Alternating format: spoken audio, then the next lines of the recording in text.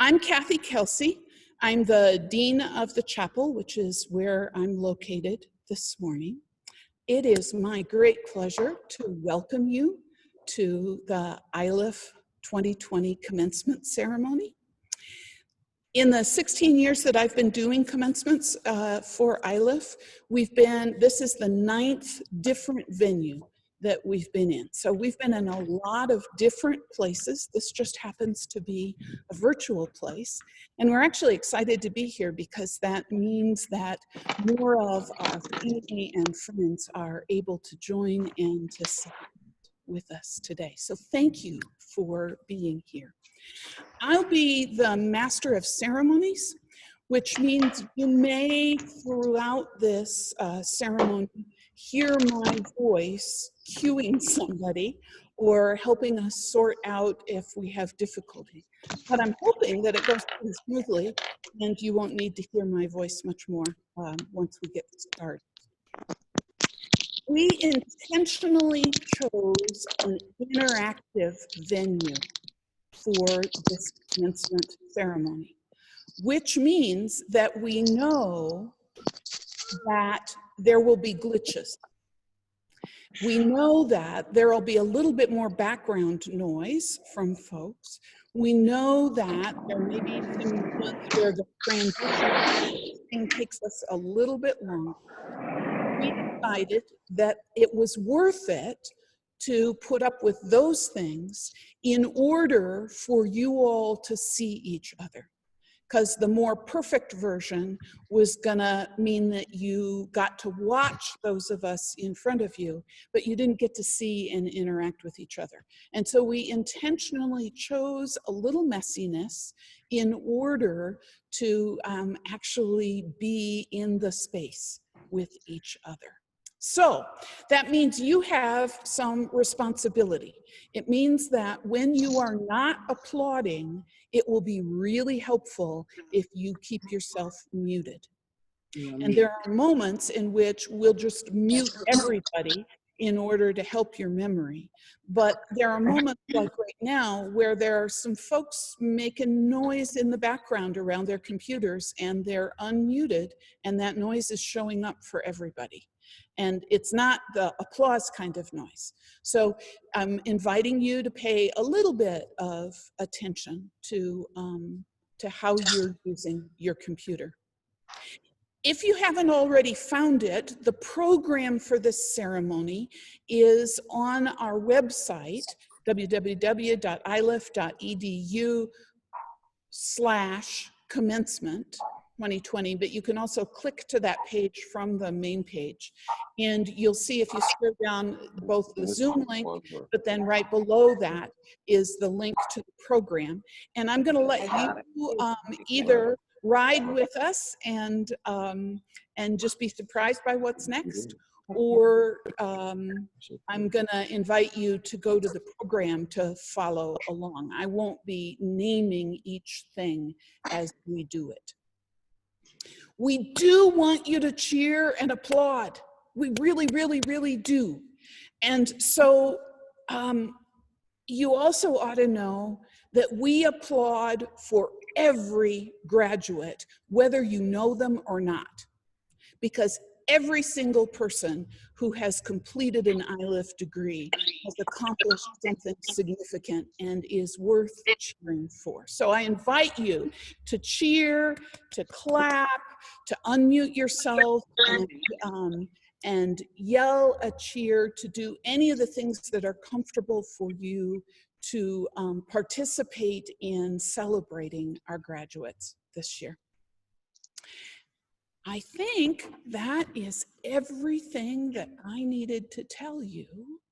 So, Faculty Marshal, Professor Pamela Eisenbaum, will you please get us started? The Iliff School of Theology 2020 commencement is now open.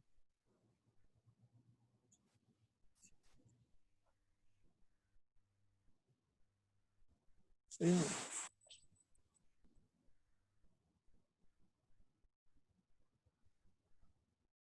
There is only hope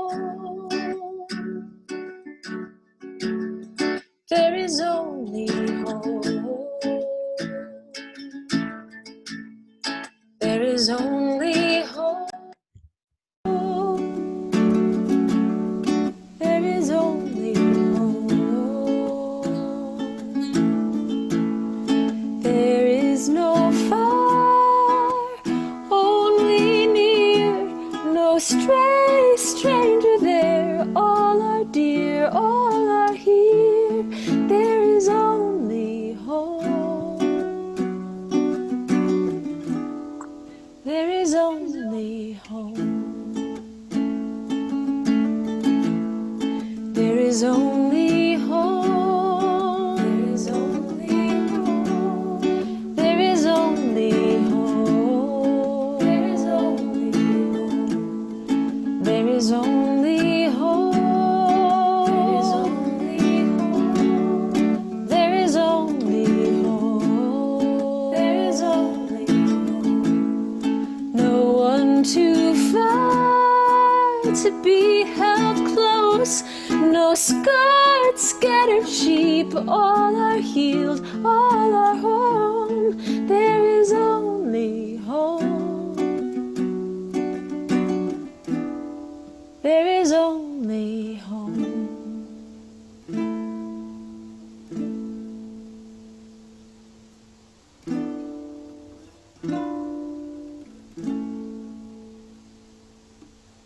I am home. I am home. I am home.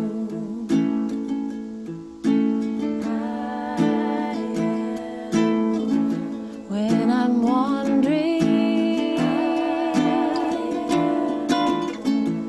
when I'm hungry, when I'm far beyond my reach, when I'm dirty, when I'm clean, when you're hungry, when you're wandering, when you think you're out of reach,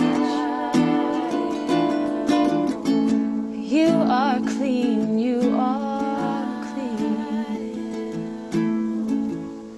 There is only hope.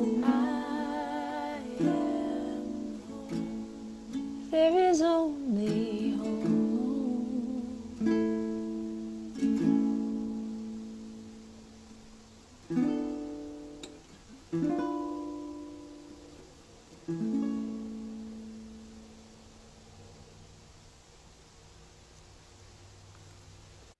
Thank you, graduate Jenny LaJoy. Thank you, Jenny. Thank you. What a wonderful way to begin this commencement. I welcome you to the 115th annual commencement of the Iliff School of Theology. I congratulate each of you who have done the work, completed your degree, and will in a few moments have it conferred upon you. We celebrate with you this wonderful accomplishment. I also congratulate the faculty, staff, and trustees of our beloved school. In their own unique and distinct ways, they continuously pour out their gifts into our students' lives. Our institutional aspirations are summed up on this day. It is what every person related to the school works toward. Our graduates are our most significant gift to the world. I bring a special greeting and welcome to the families, the partners, and friends who have been traveling along with your loved one through this academic journey. We are grateful for your presence today, and we know what an important role you have all played in your support throughout this whole journey. So thank you for that as well. I want to share a word about this ceremony in the context of the distress of our nation. We must come to this day Okay, so now you with pitch honesty. So Let us together be mindful of the violence against Black and brown communities and other communities of color due to systemic racism in our nation. Let us not grant ourselves personal or institutional immunity to racist capacities. As we gather virtually, out of an abundance of caution, let us remember that the systems of healthcare and social well-being do not protect equally. On this day, may we be unsettled and see it as a gift. This costly gift, when we receive it, moves us away from our tendency to explain, rationalize, and defend, to instead first listen and believe the communities experiencing the violence of racism. May this commencement dare to place the pain of the world at its center. And may any accomplishment that we celebrate be offered up as confirmation of our deepest vocations. May we all be fully alive to the meaning of this day. Blessings to all of you who have come to this space from near and far in love and support for our graduates, and to all of you who graduate this day, a special blessing to you as you go into the world from this place. Blessings, everyone, and welcome to this commencement.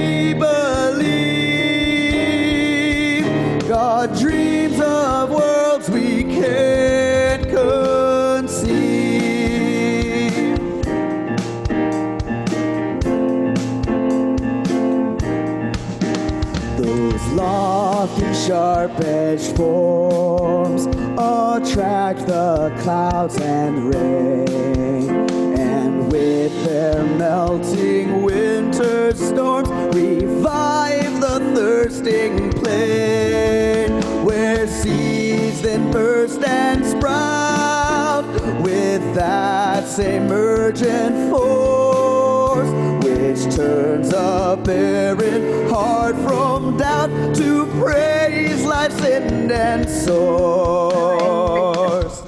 We do not fear, for we believe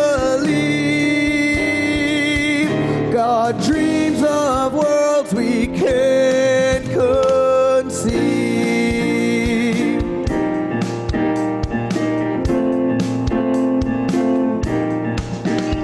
As primal powers fuse Earth's drifting crust of stone, the stress of many creeds and views far different from our own will not destroy belief, but make it broad and wise, and faith's familiar old relief will see new mountains rise. We do not fear, for we believe God dreams of worlds we can't conceive.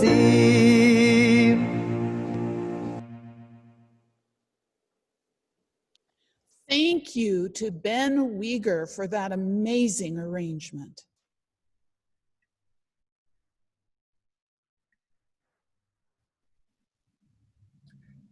Hi, I'm Matthew David Morris. I'm Isabella Rosales. And we will be reading together the Litany Prayer. It is a tradition here at Iliff School of Theology, read every year at the beginning of commencement, and we are inviting you to participate. Whenever one of us lifts our hand like this, we invite you to read along with what is written in the program. We give thanks for your Spirit working through them. O source of every good and perfect gift, who has gathered us from many traditions and places, we remember all who, willingly or unwillingly, knowingly or unknowingly, have helped us make the journey to this time of celebration. We give thanks for your Spirit working through them. Lover of all, who knows and remembers every single one, we remember all the ancestors and their descendants whose land we now inhabit. We remember those who were dehumanized by forced labor to establish this state and nation. We join your eternal recognition of their humanity and their gifts to us beyond our knowing of them. We give thanks for your Spirit working through them. We remember those who prepared the way with us in mind, founders with a vision, faithful teachers and graduates of the past who left us a tradition of scholarship, leadership, and ministry. We give thanks for your Spirit working through them. We remember trustees, churches, and donors who shouldered the burden of supporting and maintaining our school. We give thanks for your Spirit working through them. We remember pastors and chaplains, mentors and supervisors, communities and individuals who shared their vision and gave us encouragement. We give thanks for your Spirit working through them. We remember classmates and faculty who challenged us and widened our vision of what life means and faith requires. We give thanks for your Spirit working through them. We remember administrators and support staff whose steady efforts made it possible for us to prepare for our future work. We give thanks for your Spirit working through them. And we remember with special affection friends and family, partners and children who bore with us through times of struggle, who helped us persist in reaching for our dream and claiming what we are called to be. We give thanks for your Spirit working through them. And with glad and grateful hearts, we praise you, saying, Alleluia, Hallelujah. Amen. Amen.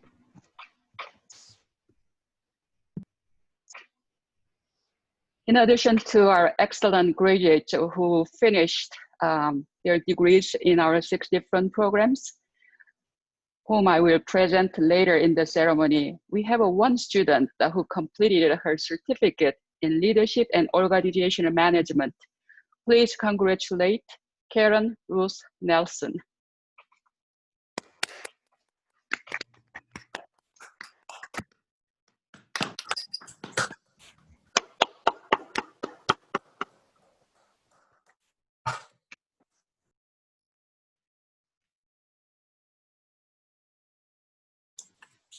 We have a special award to give to this on this day. It is the Susan Schlesman Duncan Award for Outstanding Trustee Leadership for 2020.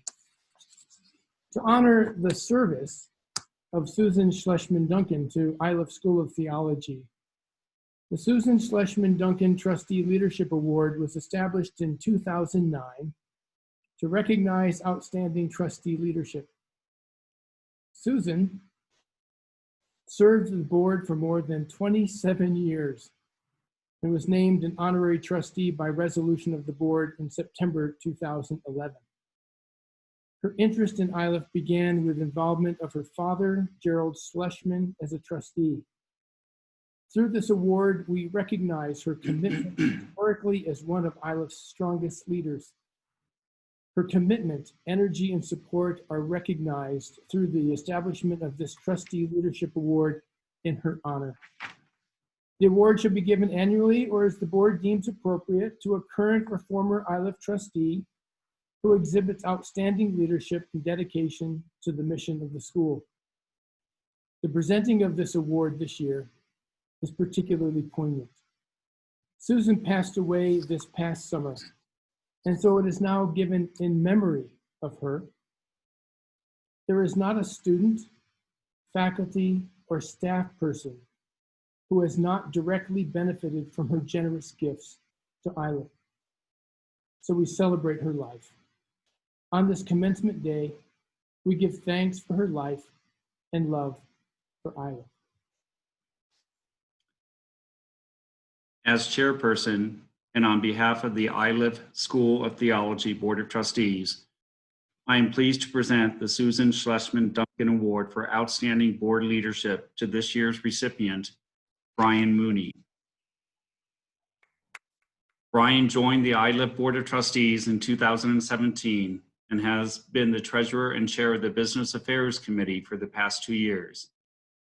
In 2019, the accounting rules for nonprofit organizations changed significantly, and Brian took the lead and worked tirelessly to analyze the new accounting guidance and work with the Iliff staff and outside auditors to update the Iliff financial statements to comply with the new rules.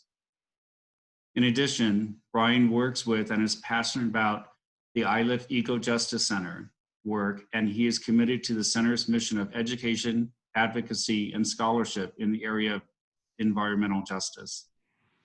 In recognition of Brian's leadership and dedication to Iliff's mission, students, and community, he's being recognized with the Susan Schlesman Duncan Trustee Leadership Award. Please join me in recognizing Brian Mooney for his years of outstanding board leadership.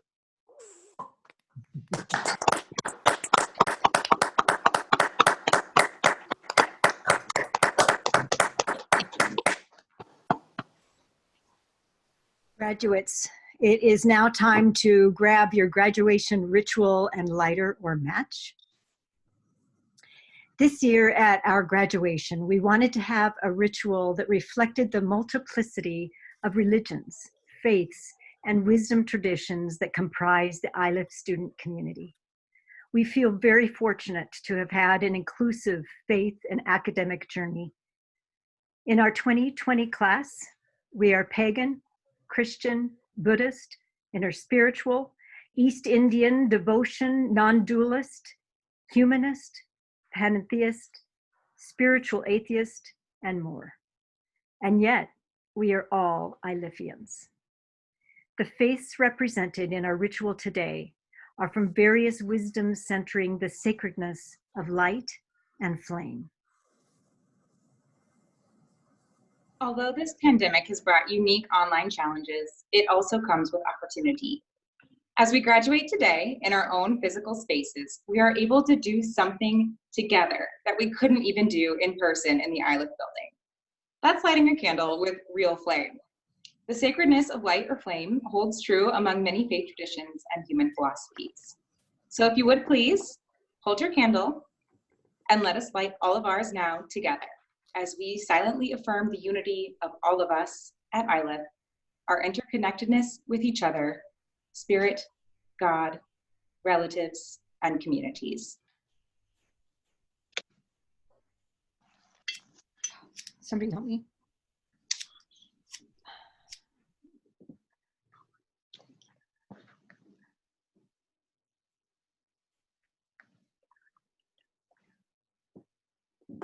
Hi, I'm Deb Metcalf. I'm an ELCA Lutheran and a chaplain. Here's a brief quote from the Course in Miracles.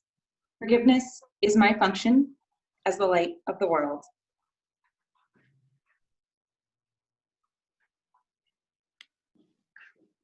Hi, my name is Andrea Kennedy, and I am spiritually fluid.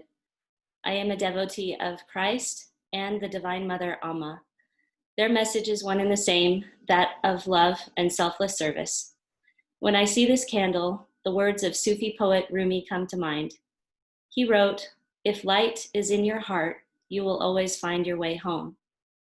And a candle never loses any of its light while lighting up another candle. My name is Javon Elicia Bracey, and I am a Baptist minister. Matthew chapter 5, verses 14 through 16 read, "You are the light of the world.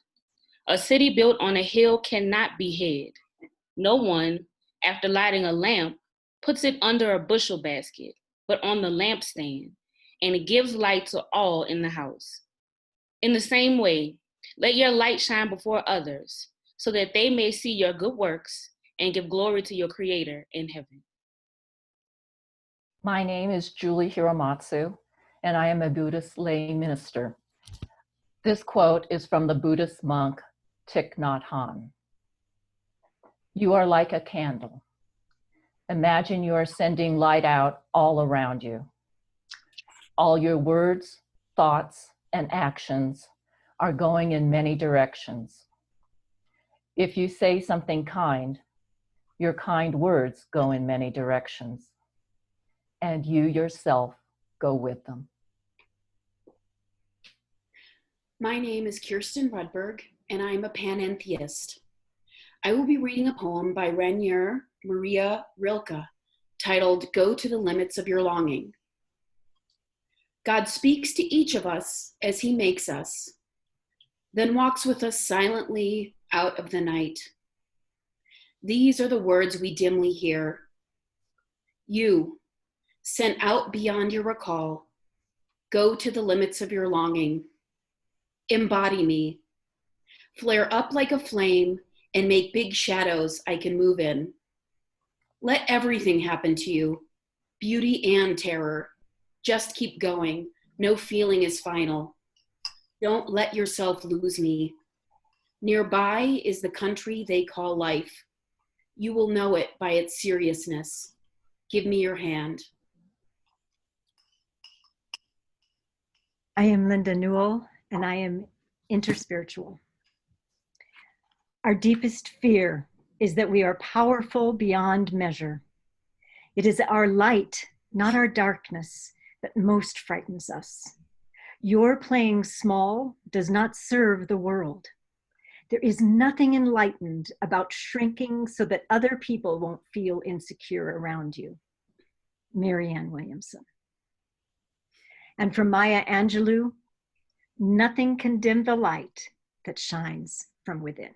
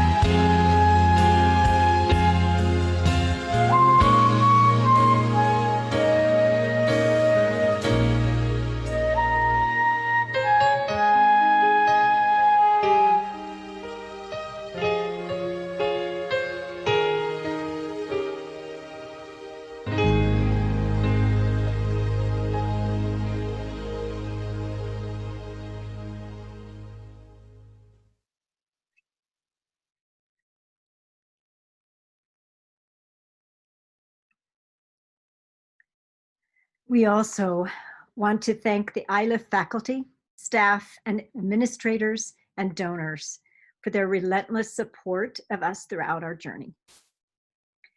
Graduates, as we leave Iliff, in those moments when we want to feel the warmth of each other, may we remember the light that unites us. As you illuminate this candle, we are together in spirit. Your inner light shines brightly always, no matter your circumstance or place. As you hold your seminary soil from the land of the Arapaho and Cheyenne, you are grounded in an unshakable foundation of justice, faith, and spirit. May this symbolically ground you on your socially just ministerial path.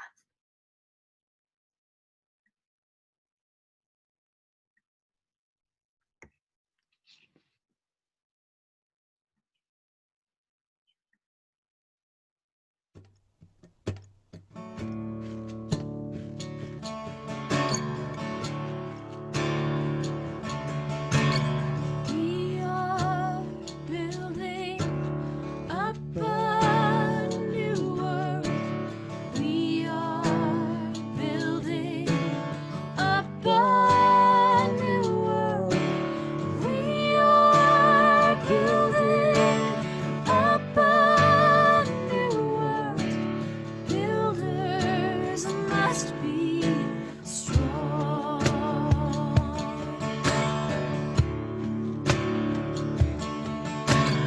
Courage, siblings, don't get weary. Courage, siblings, don't get weary. Courage, siblings, don't get weary. Though the way be long.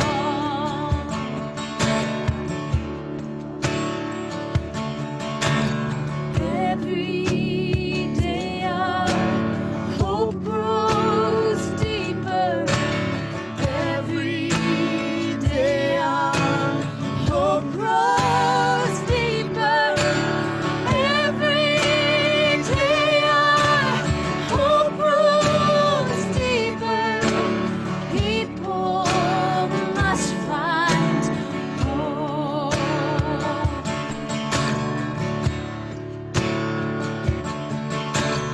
We are seeking justice for all. We are seeking justice for all. We are seeking justice for all, even through the trials. We are building up a new world. We are building up a new world. We are building up a new world. Builders must be strong.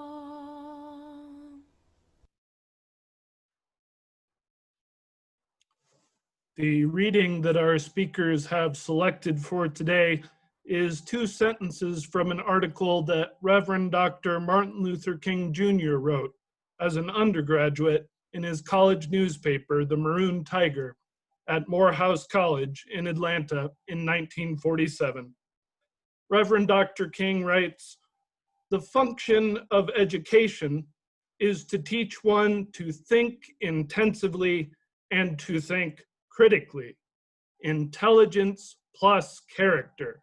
That is the goal of true education."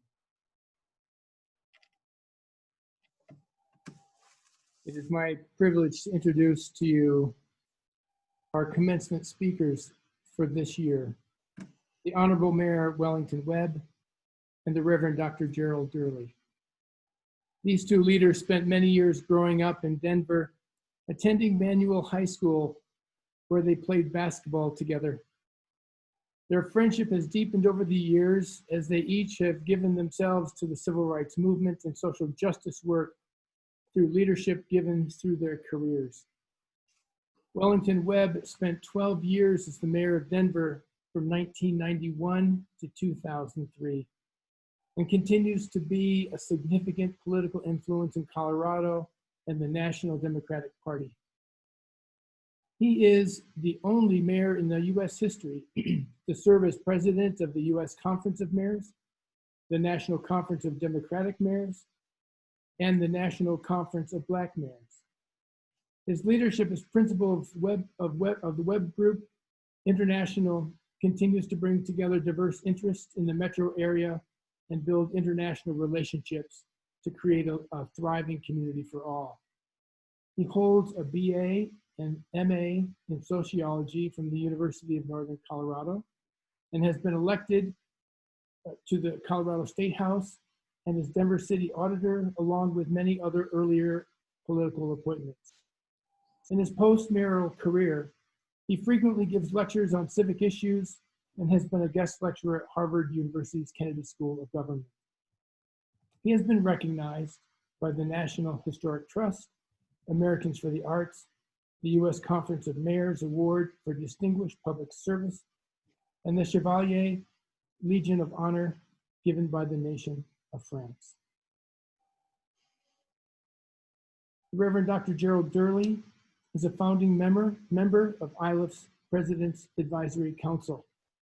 He has been our Jameson Jones preacher and is a representative of Iliff to a host of diverse communities. Dr. Durley earned his doctorate in urban education and psychology from the University of Massachusetts and a Master of Divinity degree from Howard University School of Divinity. His leadership has included program management at the U.S. Department of Education, Dean of Clark College, and 25 years as the pastor of the prominent Providence Missionary Baptist Church in Atlanta. While serving as a pastor, he became a national leader involved in the climate change and environmental justice movement. Reverend Dr. Durley now continues the disciplines of faith and science with the lessons learned as a civil human rights advocate working with Dr. King from the 1960s. He believes that God created a perfect ecological balanced world for humans to care for, but we are destroying it at an alarming rate. He asserts that for the environment to be saved, the educational, scientific, business, political, and faith communities must seek common solutions. In January, Kelsey Cochran from our advancement office and I had the joy of traveling to Atlanta to the King Center to attend the kickoff reception for the city's Dr. Martin Luther King Week, where Dr. Bernice King bestowed upon Dr. Durley the Environmental Responsibility Award. I have invited them to have a public conversation between friends to share their formative experiences and as leaders into the social justice issues of our day. The conversation has been edited for this ceremony, but the full-length recording is available in the Iliff archives. Because our speakers have spoken so appreciatively of their experience at Manual High School and the significance it had in their formation, Iliff will be donating the full recording to Manual High School Library. The day after this was recorded, Dr. Durley traveled from Atlanta to Brunswick, Georgia, to lead a public action in response to the murder of Ahmaud Arbery. This was recorded, and this was recorded prior to the murder of George Floyd. We give thanks for Mayor Webb and Dr. Durley for sharing this conversation with us.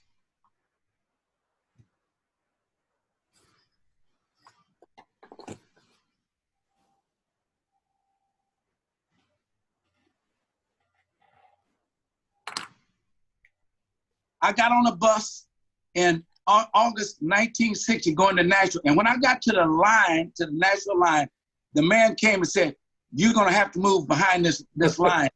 And I said, "What?" And I thought he was saying because I was 6'4", that he was giving me more room in the back of the bus. I didn't know. And two black ladies say, you better come back here before you get yourself in trouble. I say, how can I get in trouble here? I'm from Denver, Colorado. I went to the back of the bus and I'm thinking, hey, this is nice back here. When I got to the Greyhound bus station, went in and I was getting ready to drink some water, and I'll never forget it. A man grabbed my neck and said this, and I didn't bury the word back then. He said, nigga, let me tell you something. You don't drink out of that water fountain. That's for white folks. And I said, what? But this one's filthy. He said, that's what you drink out of. And then the coach came, and the rest is pretty much history. Right. And so, you know, it's amazing how we have shared experiences, because I was in an oratorical contest, and that I won in the 9th grade, and went from, so my grandmother and I were going from Denver to Austin, Texas. And when the train got to the Mason-Dixon line, oh boy, she said, we're gonna have to move to the back. I didn't understand what it meant, move to the back. And she said, well, this is how it is in the South. You have to move to the back. And so then we went, and of course, I didn't like it. I'm trying to figure out, I had my great little seat in the front of the train, looking out the window, feeling good about myself. And then we got to Austin and went in the, then everything was W.T. Grant, dime store. That's and right. I went in there and I had a similar experience as you did, except the lady was a little nicer. I went and sat at the counter because I wanted me a strawberry ice cream soda. And they kept walking by me and walking by, and no one ever stopped. And then finally, this one woman came up and said that, you know, you have to, we don't serve your kind here. And I was wondering who my kind was. And then my grandmother came and picked me up and grabbed me by the back and said, Hook, come on over here, because you about to start a riot in here. They don't serve black people down here. Because Emmett Till lived 2 blocks from where my grandmother in Chicago lived. They're on the south side. And I remember the big caption in the newspaper, Chicago boy missing. And they would always say, you know, they always teach and train you before you go back down south that you can't act as the way you act up north. You can't act like that down south. And so,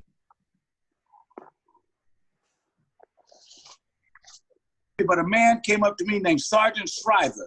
And Sergeant Shriver said, I want to help you. You never know the intervening forces in your life. And that was when his brother-in-law was John Kennedy, had started a program. So I was in the first Peace Corps program to move to Africa. But again, it was a force greater. And so, but then after that, you go and I spent 2 years in Africa. I'm talking about not necessarily me, but how life can change in a twinkling of an eye. I got ready to come back to America and they wouldn't let me in. That was 1966. They said that I was that they lost my passport and all of this. We've done things like you said. You've faced some criticism when you said let's have a day of prayer. I didn't realize that when I was out there marching and doing all that they were keeping a record of me all the way through. And once I got out of the country, they weren't going to let me back. So I had to live in Switzerland for a year while they got it all straight. But all of those circumstances, I think, make us stronger for what we're really supposed to do in the long run. I mean, all of that, I sat over there many days, I cried, I was alone, I was sitting over there all 1967. Then I came back in 68. But a lot of things were tearing inside of me, and how does that work, and racism and classism and culture, and what does it all mean? But I wasn't going toward the God factor so much, even though I grew up in the church, because I'd seen some of the worst segregation by Christians when I was down in Nashville. Ku Klux Klansmen with hoods on and crosses around their neck and ropes in their hand. So, but I began to find out that there is something larger. And so I think, to answer your question, that I went on and did some things. By training, I'm a licensed psychologist. But then at 40 years old, I said, wait, psychology is one thing, but there's another dimension to life, and that's the spiritual aspect. So that's when I began to combine the two, not by any great master plan, but by circumstances that happen in life. Like most of these graduates that we're talking to today, they've got one idea about where they're going and what they're going to do. But there is a plan from the planner that's bigger than the plan. And all of a sudden you're standing there and you don't know what happened, but you've got to feel comfortable in that. That's called faith. Wilma and I we came down for the one march in Forsyth County. Right. I with Hosea. Yeah. Came down there and I said, now this is how it feels. We're down here marching, clans up here on the hill spitting at us. That's right. And I said, now this is where it does make a difference when the government's in charge, because Andy had control of getting the police and National Guard out here to protect the marchers. And then I was thinking back to how it felt when you were marching in the 60s and didn't have that kind of protection. That's right. And that stuff still bothers you, because Wilma and I were talking about one consulting trip I had to Welcome, Mississippi. And she said, where is Welcome? I said, it's 10 miles from Edwards, which is the big town, which is 56 miles from Jackson. And half these people had never been to Jackson. And I said to myself, I felt a fear come up at night when I was by myself trying to drive back to Jackson, because I said, I could disappear out here and nobody know where the hell I'm located. That's right. That's right. And I can't depend on law enforcement to protect me or even investigate the crime if I come up missing. I'm just a dead Negro that was down there and got lost. And so I think our experiences also determine and help teach us what we are as individuals and what we are as people. Three things kept us going in the movement, I think now. Two words were very strong, and I live by them, and I'm sure you do too. We used to ask, what are you willing to sacrifice, and what are you willing to risk? If you're not willing to sacrifice nor risk anything, you'll be right where you are 5 or 6 years from now. And so we understood if it meant not finishing school, but you've got to understand sacrifice and risk, and that's what now people are not willing to do. But hopefully this pandemic will bring people back to, we are our brother and our sister's keeper. I hope so, and I think that marching for what took place there in Brunswick, Georgia, for that young jogger is appropriate, and there are going to be those that are going to criticize it. Oh, yeah. Those are always the criticizers.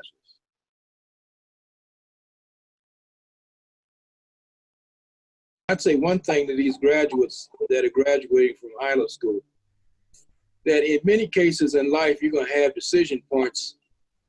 Leaders also can be extremely lonely, because leadership means that in many cases you may be making a decision that you think is the right decision and everybody else think it's wrong, but you think that you're on the right course morally. I think, and I always go back to this, and I'll use the terminology now because I don't normally.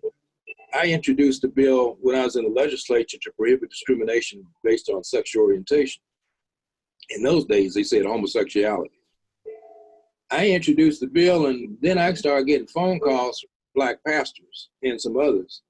And they said, well, we didn't support you and send you to the legislature to vote for no punk bill, no lesbian bill. That's not why you're there. You're supposed to be helping the community. And I said, well, I believe God made everybody. And so we can't be disenfranchising any one group. And that, so I think also the more decisions you make, it also helps define who you are for the public, and also helps define who you are for yourself. Another thing I like to tell younger people that I work with is that in many cases, leadership can be lonely. Yeah. It can be lonely because you're out there by yourself, and sometimes people can't see what you see. And sometimes sometimes you get ahead of the people, and sometimes you get ahead of the issue. And that, and for those graduates, one of the things that I hope that they also have learned is a level of comfortability with whatever group they're in. So that if they're the only white person in the group, they're the only Black person in the group, if they're dealing with a Asian group or whatever it is, it's also an appreciation, because I look at a life through a worldview, and I think that sometimes we don't get the proper, well, I know we're not getting the proper leadership from Washington to allow us to be respected in the world where all of us can work together, nonpartisan way, fact-based, scientific-based, looking for solutions to issues, because I believe the world has changed and it is not going to go back to what it was before.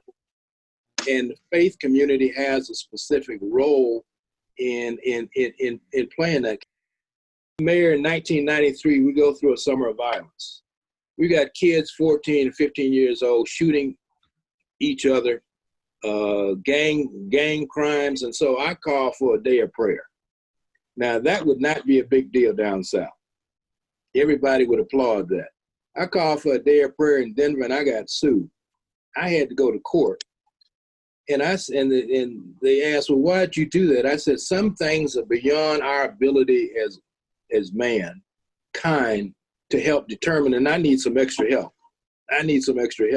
So I'm going to call for a day of prayer, and I want all the pastors, whether they're Jewish or whether they're Protestant or Catholic or whatever, all come together from the mosque, everybody, and we want to work together to see how we can decide how we want to try to bring about a more peaceful solution dealing with these kids. And then I ended up being sued. I had to go to court, and this judge threw it out and said, next time you call for a day of prayer, just don't put it on city stationery. Now, I never thought that I would be such an advocate for, and then I had all the evangelicals and everyone else in the religious community and faith community saying they're standing up with me because they don't believe the court has a right to say that we can't call for a day of prayer here. But that was a real defining moment for me in terms of my tenure as mayor. And the more decisions you make, they're not always going to be right. You know, if you only have to make one, the chances are you're going to be able to make that with the correct one. But then you're going to have a lot of other decisions you're going to have to make, and sometimes you're going to miss on some because some of these issues are complicated. I'll just share one passage. Columbus Day has always been a hot issue in Denver. No one wants to celebrate Columbus Day because of what he did to the indigenous populations in all the locations he stopped. So the American Indian movement and college students, everybody else was gathered in Denver to stop the Columbus Day parade. Now, if I was young, I would have been with the Native Americans to stop the Columbus Day parade. But now I'm mayor. I've got one group of Native Americans and young college students on one side block the parade. I got another group of Italian members of the Italian community who want to celebrate the legacy of Columbus coming down another street, but I'm mayor and they've got a parade permit. So then I had to meet with both. In this case, I had to use my office over what I would do personally to say that the Italians have a right to have this parade. And if the two of you meet, then I've got the convention center. I'm going to arrest the Italians over here, and I'm going to arrest the Indians over here, and got places big enough for both of you. If we can't find two routes to let both groups demonstrate without running into each other.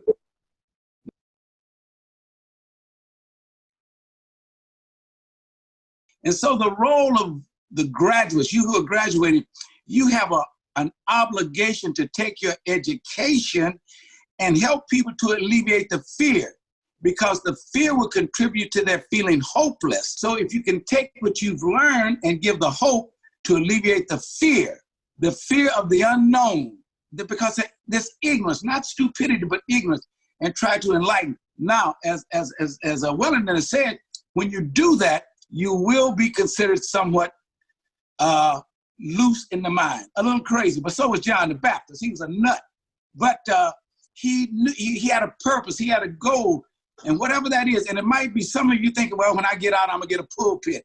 Well, when I get out, I'm gonna start a youth ministry. Well, when I get out, on all of these things, allow yourself the freedom to say, wait, where is God leading me? I've learned here at this institution, but where is God leading me now? And be comfortable with that. You have a moral obligation to get involved in the political, social changes. You cannot go back, open a songbook, speak in tongues, shout hallelujah. Maybe y'all don't do that from Iliff, but anyway, but you cannot do that. You've got to be intricately involved to change and enhance the lives of those, watch this now, that you have been called to serve. You've accepted that call. Now go ahead and do it. Let me just close by saying that I too enjoyed being on here. This new technology is something, and that all of you are very special that have graduated. And just remember, as like Bernie Mac, he was a star before he ever became famous. Good luck to you. Dr. Durley is on the call. Let him know what you appreciate about this dress.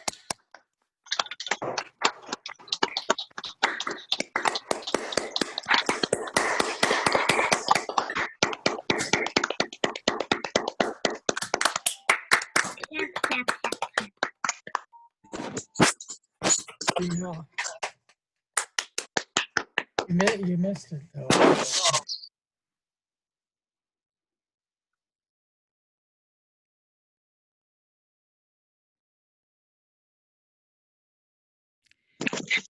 Listen to prayer.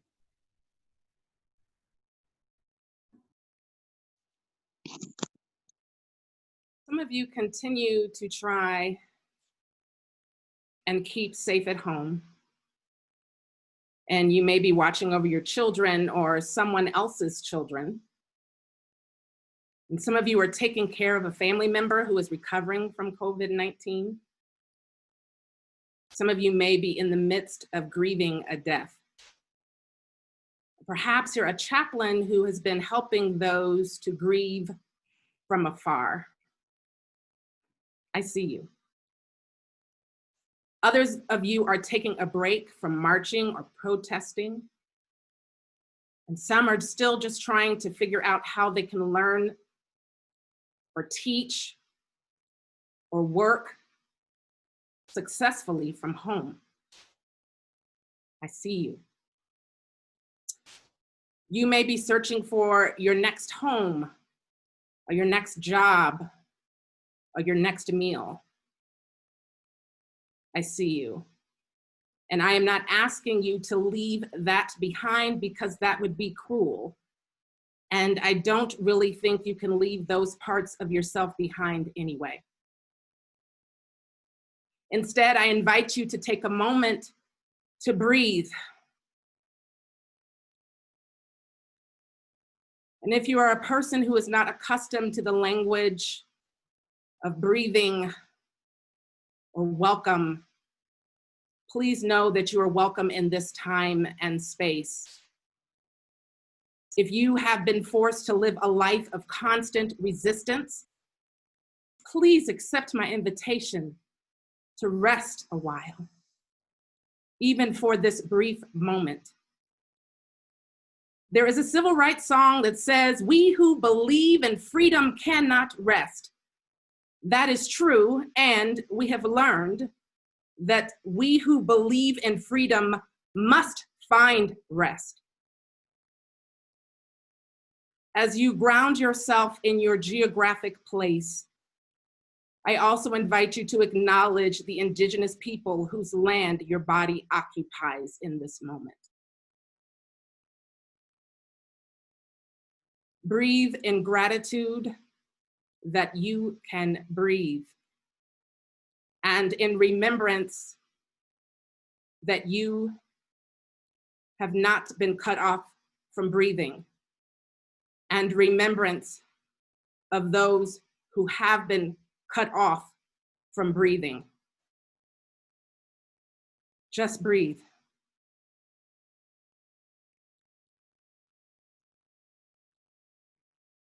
As we sit in this moment of truth, let us express gratitude for the Honorable Mayor Wellington Webb and Reverend Gerald Durley, who shared their experiences in leadership, particularly their efforts in helping to secure civil rights for all. And let us express gratitude for those people, those communities in our lives who have helped us to get to this moment in time. I now wish to express gratitude for you, graduate, for you who will now go out to engage in those lonely and isolated places of leadership. I am expressing gratitude for you who will engage in the radical acts of loving one another by going beyond just acknowledging Indigenous land and finding ways to give back what does not belong to us, or at the very least, ensure that our Indigenous siblings are not always the ones who are left to die, to suffer, to be cut off from breathing. I also am grateful for you, graduate, who will go beyond stating Black Lives Matter and clearing the path for Black people to receive both civil and human rights. I am grateful for you, graduate, who will go beyond saying the names of those murdered at the hands of state sanction, but who will find ways using your courageous theological imagination to celebrate each and every person by name when there is still life, when there is still life and breath in their bodies. I celebrate you who were continuing to go on this journey that is long, this journey that requires strength and hope and courage and imagination. You are more than able. And may we all be healthy. May we all be hopeful. May we all be safe. And may we all be able to live our lives in peace. Amen and Ashe.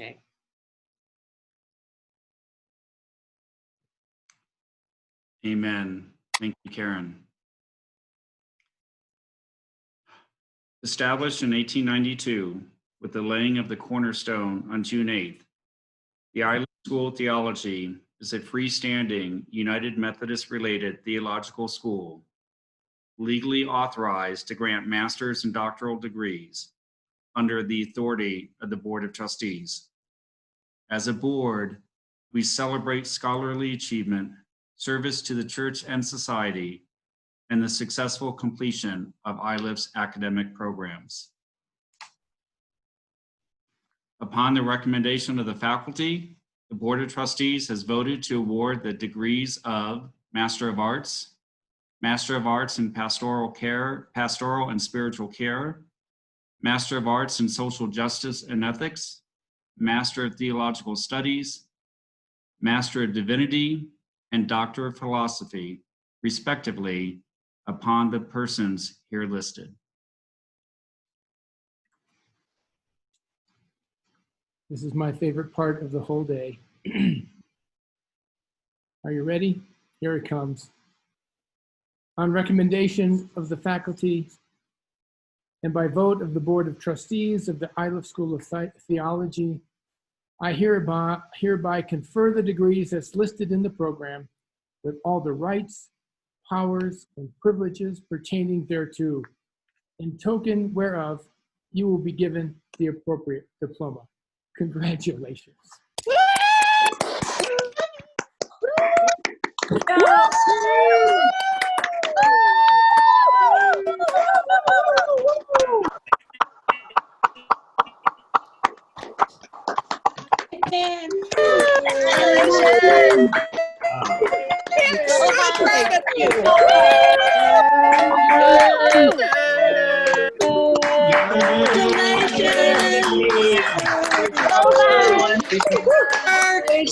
Proud of you. Great job. Great job. Hey, awesome. Good job, Iliff.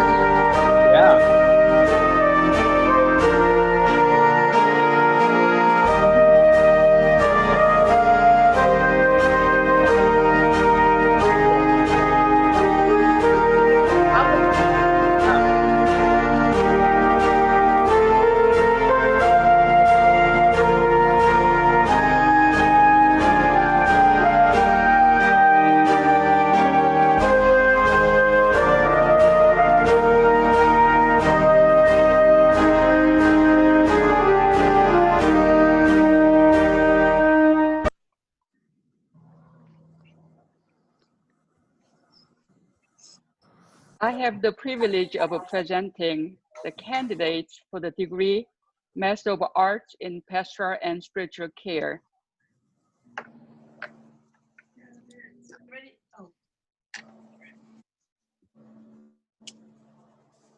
Maxine Christopher. Yay, Maxine. I know Maxine. Yay, Maxine. Hey, Maxine. Maxine, yay! Yay.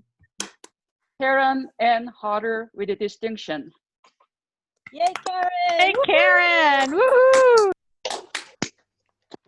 Julie E. Hiramatsu with a distinction. Yay, Julie! Julie! Woohoo! Thank you. Sarah Welch Kiss with a distinction. Yay! Thank you. Lee Catalan Howard with a distinction. Oh! Yay, Lee! Woohoo! I have the privilege of presenting the candidates for the degree Master of Arts in Social Justice and Ethics. Go. Christine Maria de la Luna. Yay! Yay! Woo! Isabella Leonor Rosales with a distinction. Yay! Bella! Linda Margaret Wolf Newell with a distinction. Yay, Linda!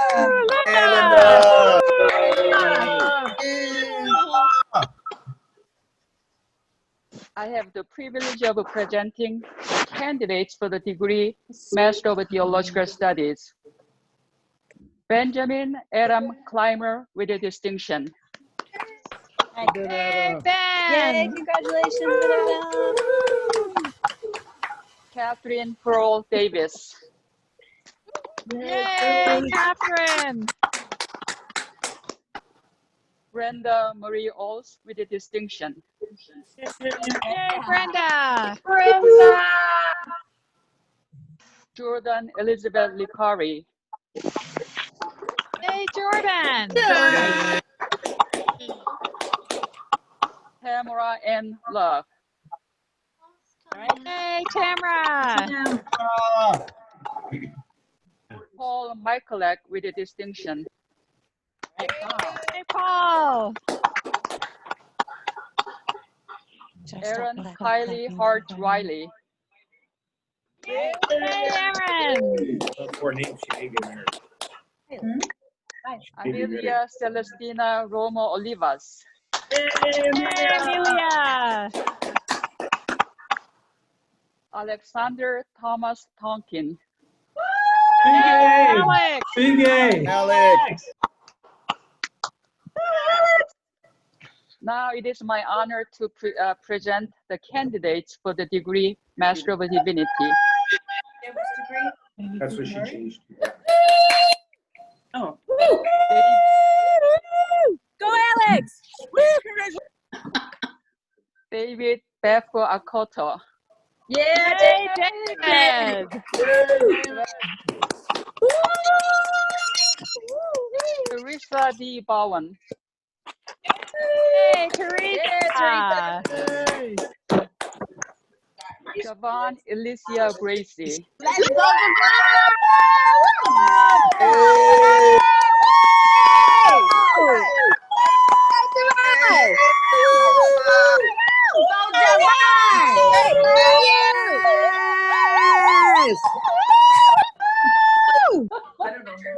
Elizabeth McDaniel Sputch.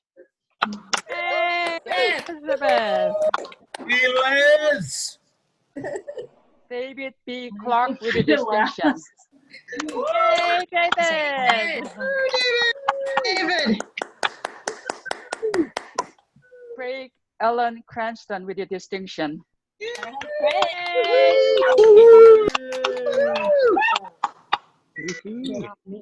Deborah K. Jerky with a distinction. Yay, Deb. Deb. Joseph Paul Donaton. Yay, Joe.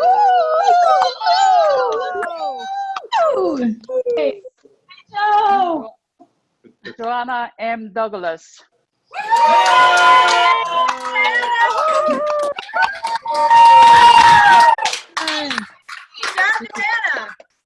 Andrew Edward Finch.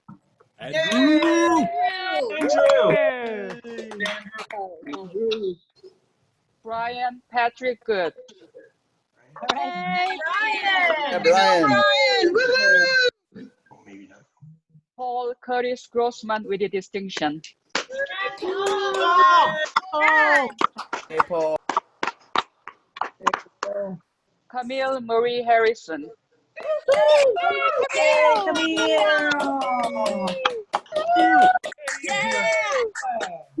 James Patrick Hellman. Patrick. Jonathan Mark Hughes.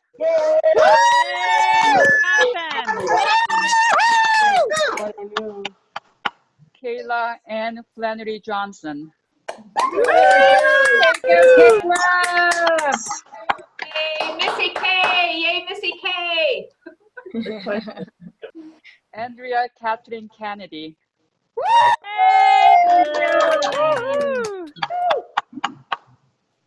Jenny LaJoy with a distinction.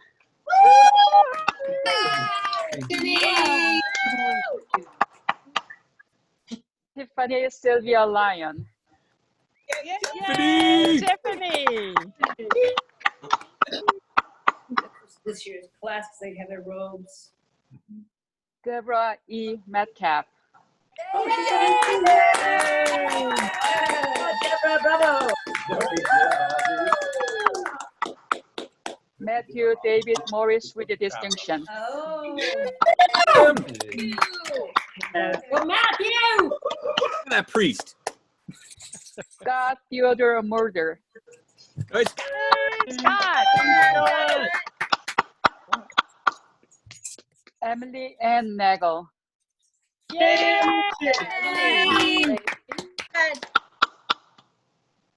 Tressa Jacqueline Nawin.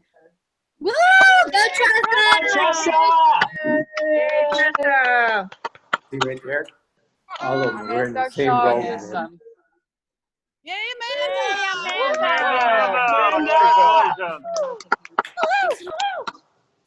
Piper Ranel Ramsey.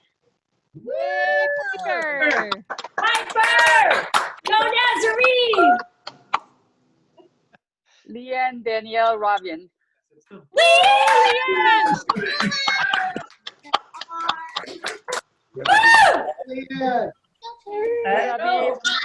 Like anyone else. Genevieve Nicole Rerit Nabin. Genevieve! No, someone's got four. I don't know that. Kirsten Marie Rutberg. Yay, Flock. Kirsten! Yay! David Craig Sauer.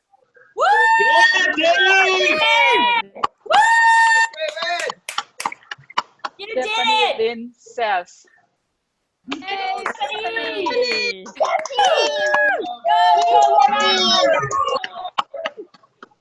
Janet Patricia Shannon.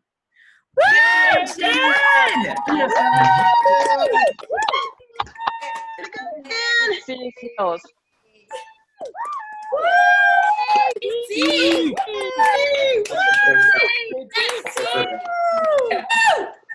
Jennifer Lee Simon.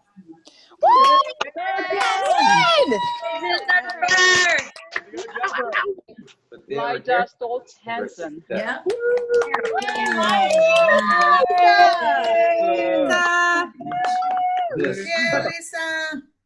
Anna Taylor Strickland.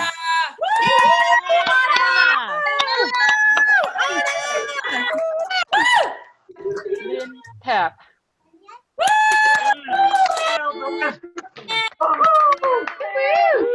Congrats, Mom. You get it, Mom? Robin Douglas Thames with a distinction. Yay, Robin. Robin! Benjamin Lee Rieger.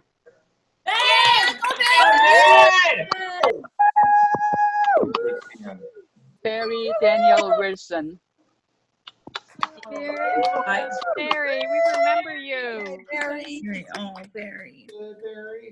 With us forever, with us always. Amen.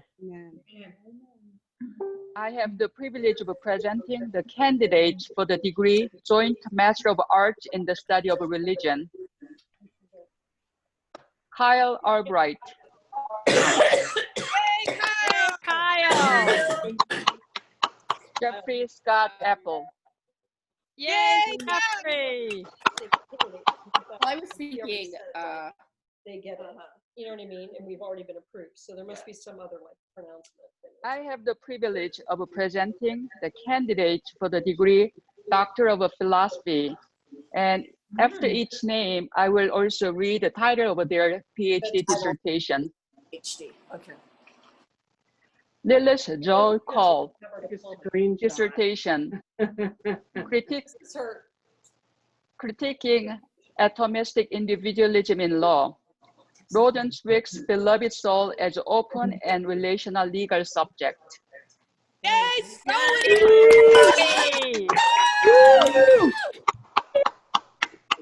Patricia Sean Bosson, dissertation, sustaining lamentation on traumatic grief through the contemporary elegy, a practical theology of the poetics of testimony.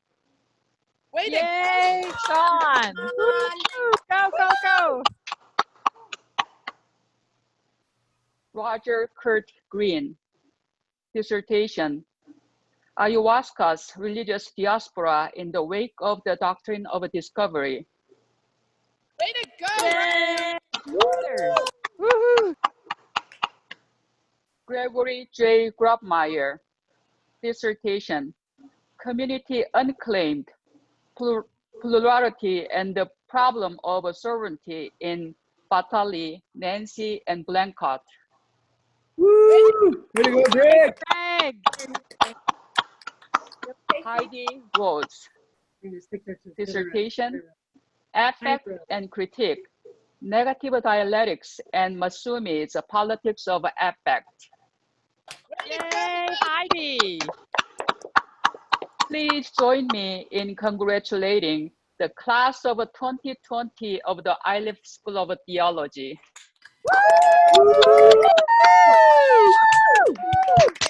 Way to go! Yay! Congrats! Yeah, go, Japan!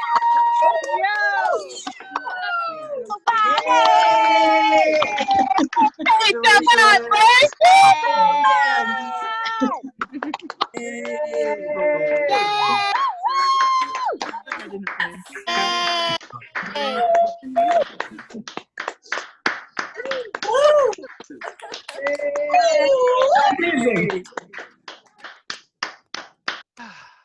We did it, everybody! Totally! You go, Joe! Congrats, Javon!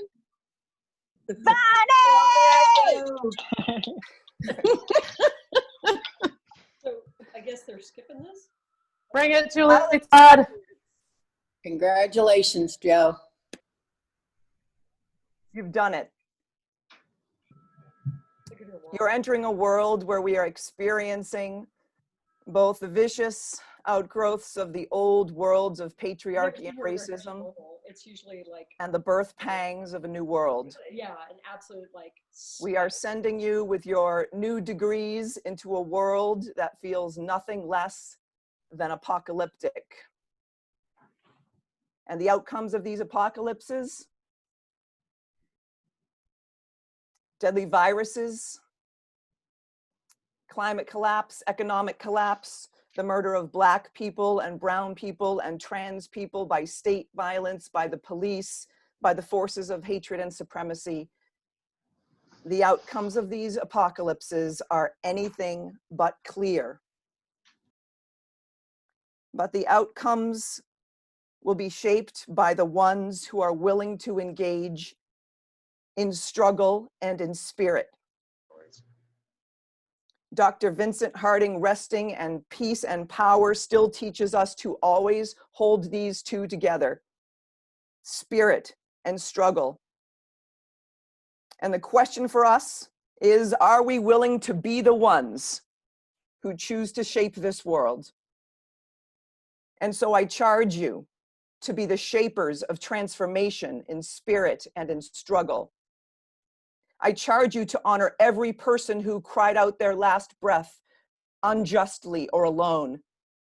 I charge you to say the names of those murdered by police. George Floyd, say his name. Breonna Taylor, say her name. Black Lives Matter, say their names. I charge you to say and do hard things.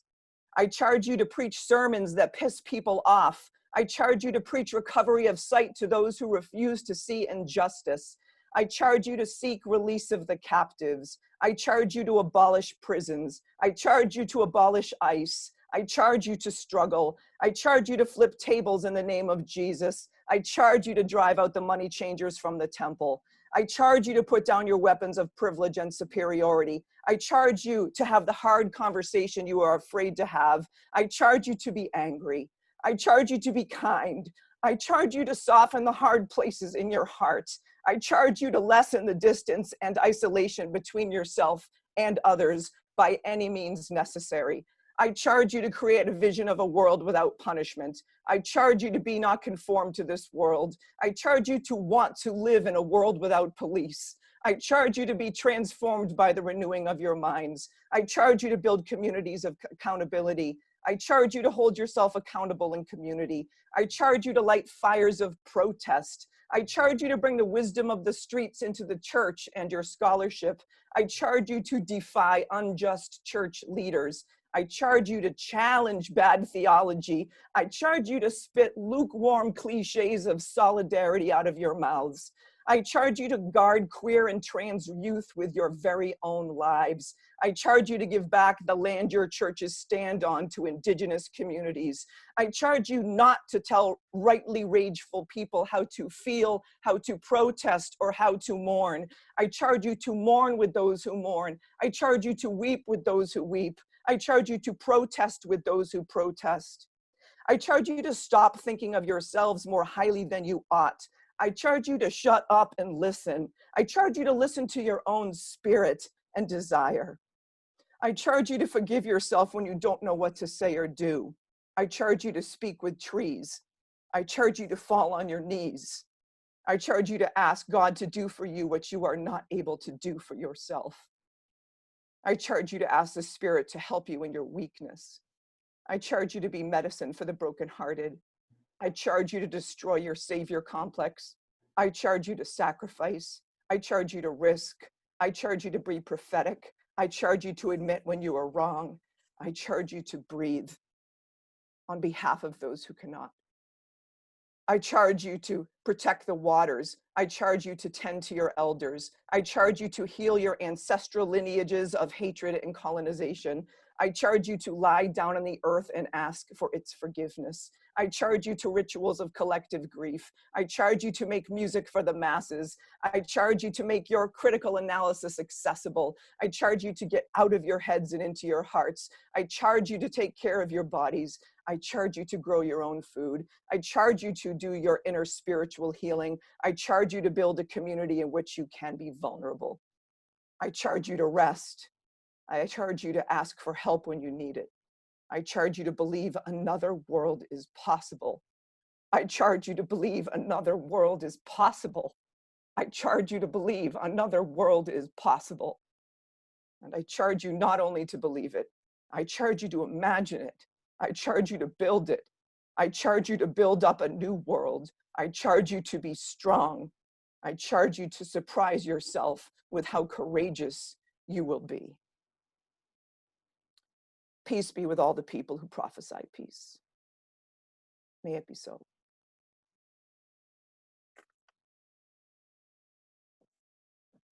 To the Board of Trustees and administration of this great institution, faculty, staff, and friends of Iliff, I want to first echo the sentiments of my graduating class, a word of thanks and appreciation for our time together learning and growing. and for the many sacrifices that have occurred for us to be gathered here in this digital space today. My name is Andrew Finch, and I am proud to be a member of this graduating class of 2020 and to offer the charge back to Iliff School of Theology. Merriam-Webster's dictionary defines the word commencement as an act, instance, or a time of beginning.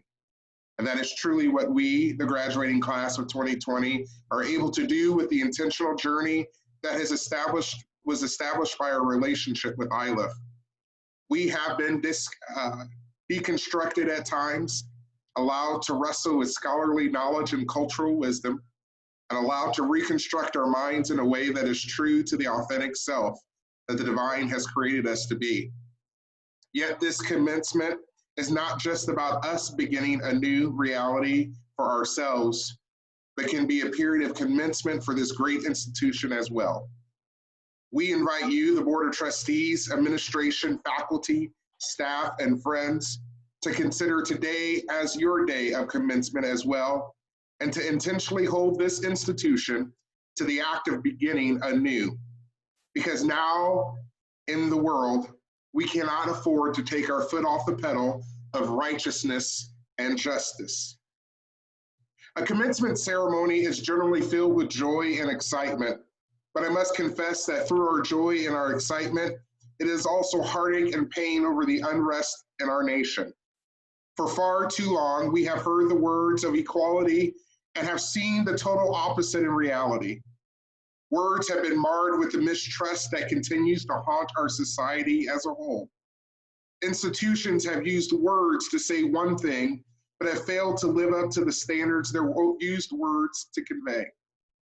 Rhetoric has lost a place of trust in our world, and individuals that are marginalized and are categorized as minorities has lost faith in institutions, for their voices have not been heard, and they have been rejected a seat at the table. To be blatantly honest, our society and institutions around our country have built its privilege and prestige violating the very essence of our humanity.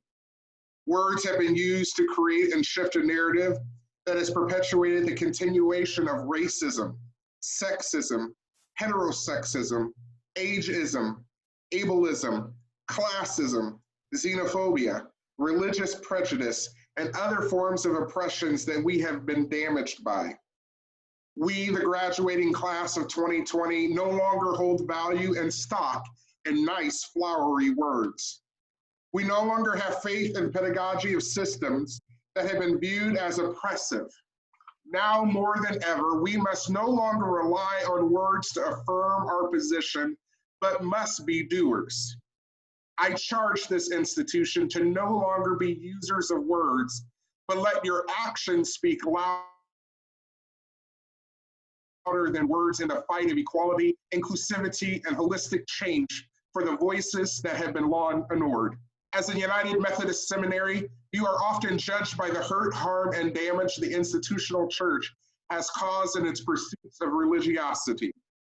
But through the intentional efforts of those who make up this great community, you can become the bridge builders of peace and justice for those who have been pushed aside by the church. I charge this institution to be the standard bearer of equality and inclusivity among the 12 other United Methodist seminaries in our nation, and to hold true to our convictions and beliefs and values, regardless of what the United Methodist Church journey may take them to. Continue to offer a seat at the table of academic excellence to those whom the church has called incompatible with Christian teaching. Continue to affirm the dignity and worth of everyone that comes into contact with Iliff, and be committed to creating spaces for everyone to be unapologetically and authentic to the self that the divine has crafted them to be. Lastly, Iliff, I charge this institution to be committed to reconciliation and reparations of all people for an equitable place in our world. This institution must do the tough work to bring about wholeness for the egregious sins of the past. Iliff is not exempt from the pains of the past. From the injustices of our infamous library book covered in the skin of the murdered Indigenous man, to even the names of streets where Iliff is located, we have so much work to be done to repair the past. And while I acknowledge that we have begun the work, we can't stop now. One of the ways to repair the trauma and the hurts of the past is being committed to creating opportunities in our education system for those whom we have harmed. Make a continued effort to diversify our faculty and staff with more minorities and people of color. Create scholarships specifically for people of color and Indigenous individuals who have had the education system fail them or the door shut for higher academic opportunities. Be bold and courageous in your approach to recruit more students from racially and culturally disenfranchised segments of our society. If we are to continue our pursuits to be reconciled to the world and to be people of reconciliation, we must reimagine and rethink our commitments to reparations. It is our hope and our prayer that Iliff will rise to the challenge to be the leaders among higher education institutions that you have diligently crafted and shaped us to be in our various contexts. We are proud to call Iliff home and trust you will continue to shine the light of the divine for many years to come. Andrew, thank you so much for your charge to Iliff. On behalf of Iliff School of Theology, I receive your charge in the spirit and expectation with which it is offered. Thank you for your honesty. Thank you for being one of us. Blessings to you.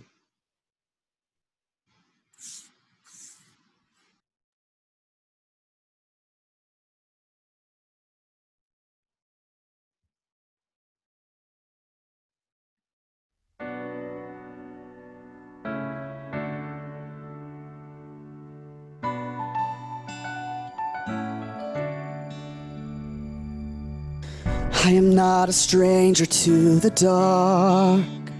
Hide away, they say, 'cause we don't want your broken parts. I've learned to be ashamed of all my scars. Run away, they say, no one will love you as you are. But I won't let them break me down to dust. I know that there's a place for us, for we are glorious. When the sharpest words wanna cut me down, I'm gonna send a flood, gonna drown them out. I am brave, I am bruised, I am who I'm meant to be. This is me, look out, 'cause here I come. And I'm marching on to the beat I drum. I'm not scared to be seen, I make no apologies. This is me, oh, oh,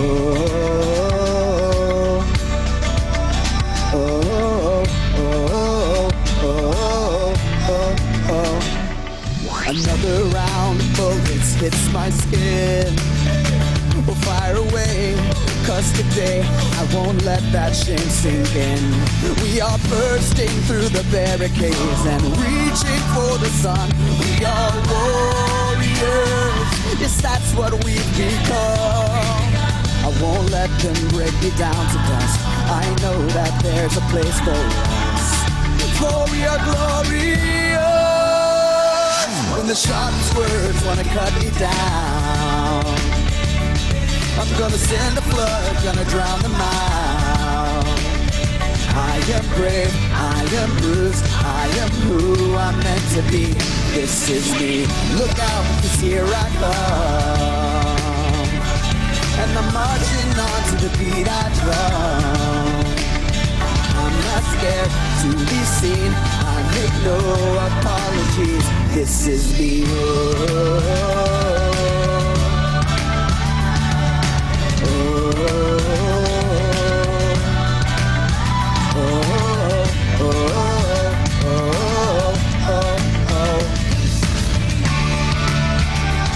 And I know that I deserve your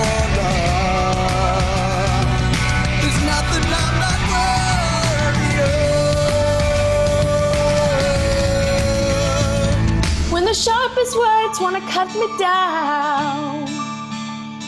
I'm gonna send a flag, gonna drown them out.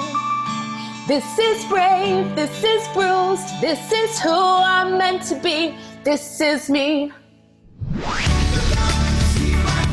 Look out, 'cause here I come. I'm marching on, I'm marching on. Be seen, I make no apologies. This is me.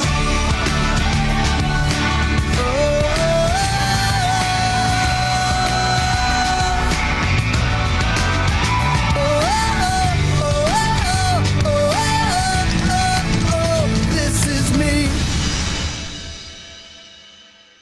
I feel like there's enough there to make a song with.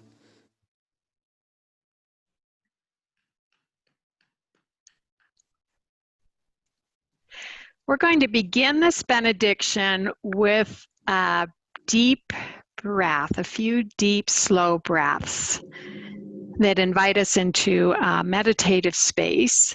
I invite you to get comfortable in your chair and place your hand on your heart. Close your eyes if that's helpful for your concentration. Take in a slow breath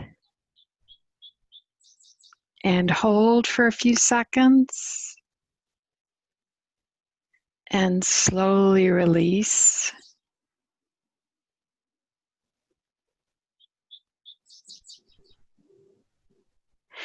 Now, on the next breath, I invite you to really focus on the goodness of oxygen coming into your lungs, the strength of your heart beating, and the warmth of touch. So let's focus on those sensations. So breathe in. Feel the goodness of oxygen that you hold in your lungs. And as you breathe out, experience the warmth of touch and the strength of your heart.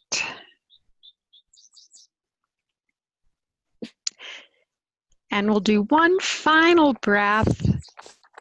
And this time, as you focus on those same sensations, be aware of what it's like to do this breath together as an Iliff community.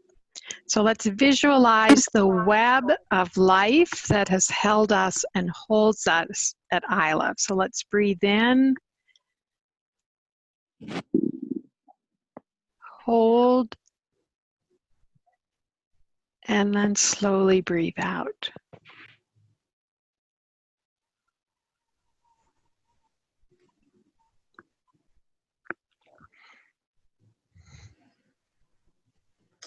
Thank you, Carrie. So, dear graduates, each one of you has a story about the personal journey or about the pathways that led you to the Iliff School of Theology. The idea of education as a journey is one of the metaphors of our work together here at Iliff. And during your time at Iliff, you've also heard a lot about courageous theological imagination. Well, dear graduates, may you each find new journeys after today, and may your hearts and lives travel safely along the new pathways that begin today.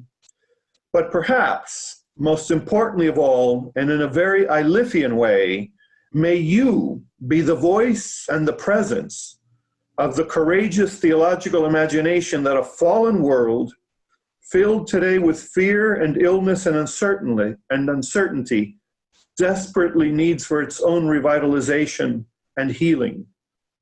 And may each of you serve and lead with compassion and with courage wherever it is that the Divine Spirit directs your journey and your imagination. But don't forget about self-compassion and self-care. So remember to breathe and to feel yourself a part of that web of life that Carrie mentioned in her portion of this benediction. And may you always find your way back to that very special place of balance and power, which the ancient sages and poets described as a sacred, magical site, perched somewhere between your heart and your mind, and yet mysteriously altogether elsewhere. Thank you for all that you've given us at Iliff and for all that you've shared with each other during your time here.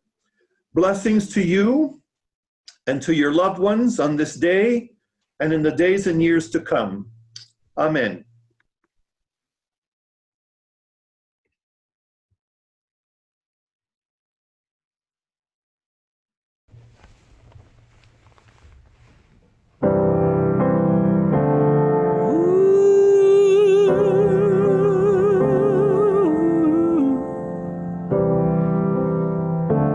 Oh, yes. I'm made in the image of love, in the image of the one who delivered me. Hallelujah. I'm made in the image of love, and I know the day will come when we all are free.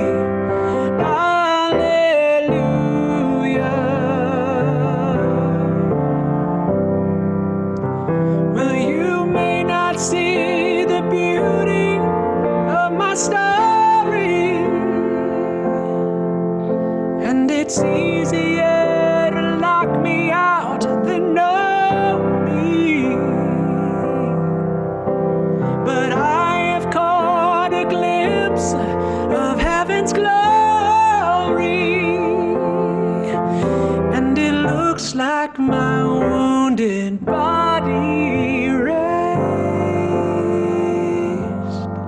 See, I'm made in the image of love, in the image of the one who delivered me. Hallelujah. I'm made in the image of love, and I know the day will come when we all are free. Hallelujah.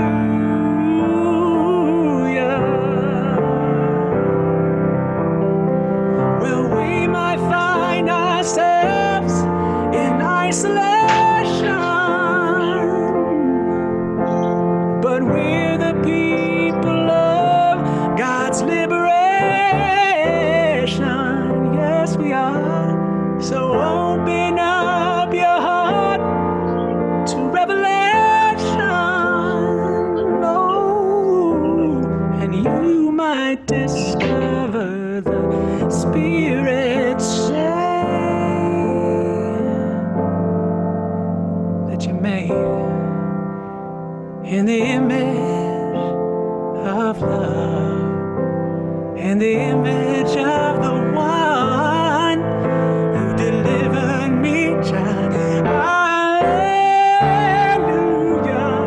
I'm made in the image of love, and I know the day will come when we all are free.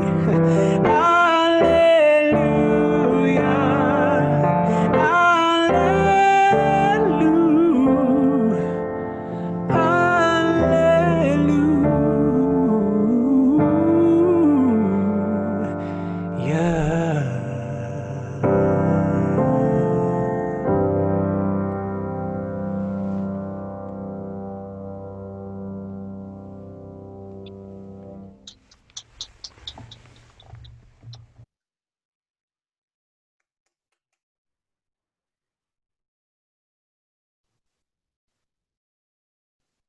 The Iliff 2020 commencement is now closed.